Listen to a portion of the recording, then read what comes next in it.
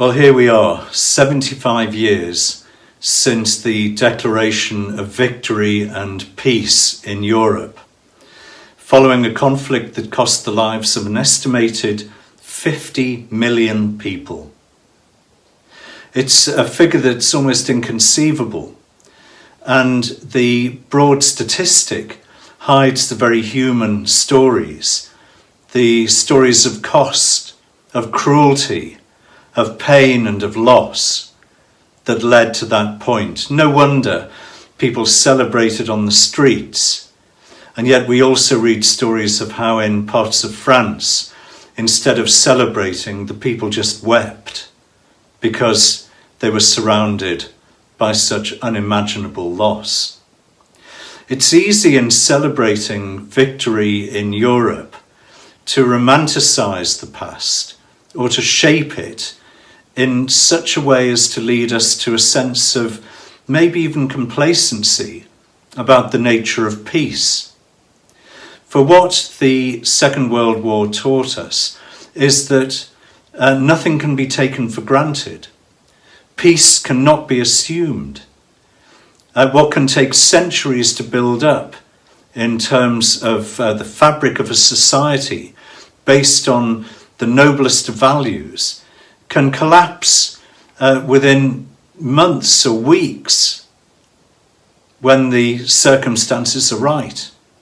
It's a story we learn about in the scriptures, because as we read the narrative of the Bible, we read about people being subjected to exile, to cruelty, to being pawns in the power games of other people.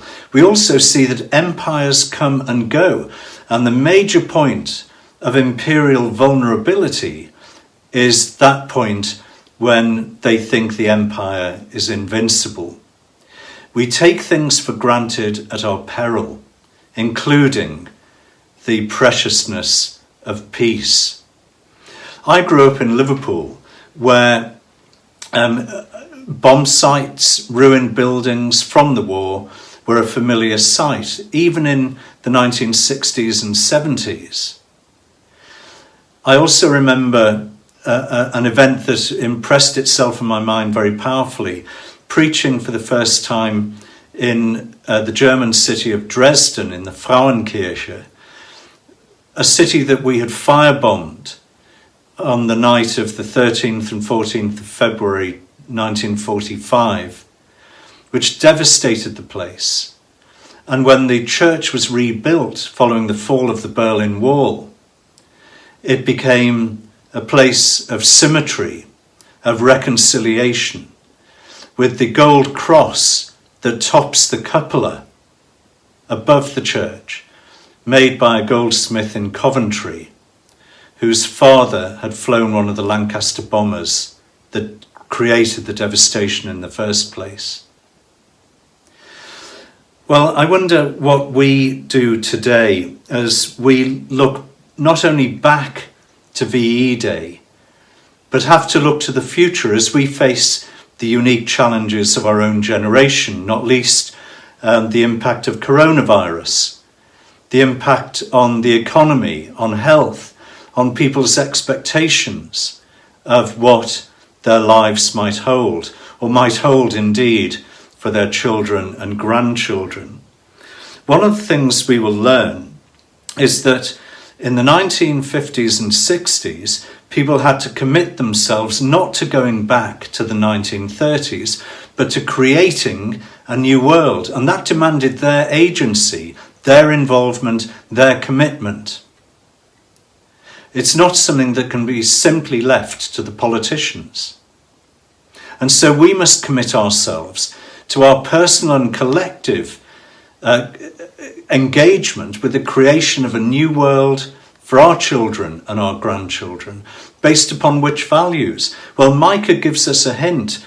He says at the end, not just about spears being beaten into pruning hooks and swords into plowshares, but they shall all sit under their own vines and under their own fig trees. We have to stop coveting endless growth. We have to stop coveting what other people have and learn to be content with what we have.